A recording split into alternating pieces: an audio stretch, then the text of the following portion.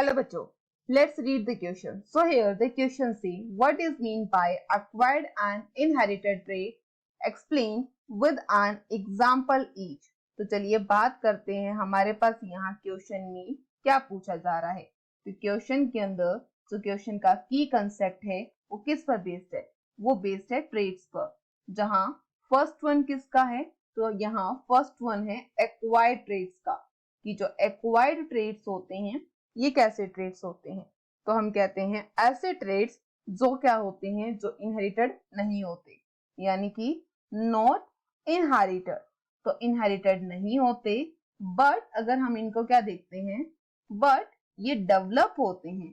But develop किससे होते हैं, तो but develop in response to environment, यानी कि इन्वायरमेंट के रिस्पॉन्स से ये क्या होते हैं, डेवलप होते हैं।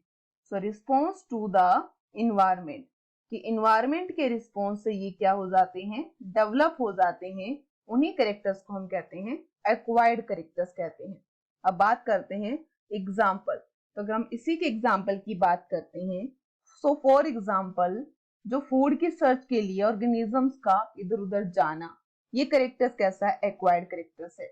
जैसे कि ड्राइविंग करना, ये कैरेक्टर कैसा है, एक्वायर्ड कैरेक्टर है। जैसे कि डांसिंग करना, तो ये कैरेक्टर भी कैसा है, एक्वायर्ड कैरेक्टर है।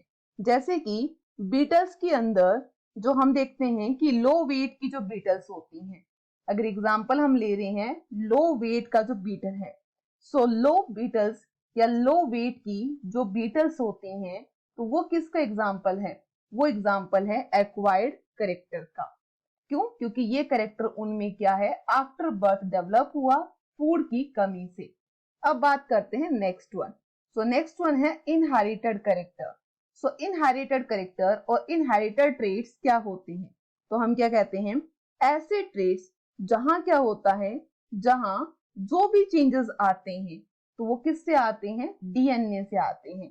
तो डीएनए क्या करता है, डीएनए करता है कैरी, किसको करता है, कैरेक्टर्स को, और उसी के साथ ये कैरेक्टर्स क्या होते हैं, इनहेरिटेड होते हैं।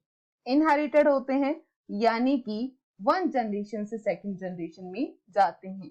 अगर बात करते हैं एग्जाम्पल, तो एग्जाम्पल हम क्या कहेंगे, चेंज इन बीटल कलर।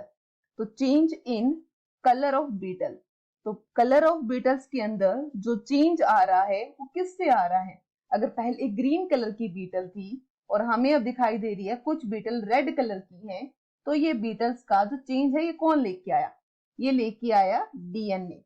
तो यहाँ पर जो चेंज देखने को मिलता है वो किससे देखने को मिलता है, इन्वायरमेंट से ना होकर डीएनए से।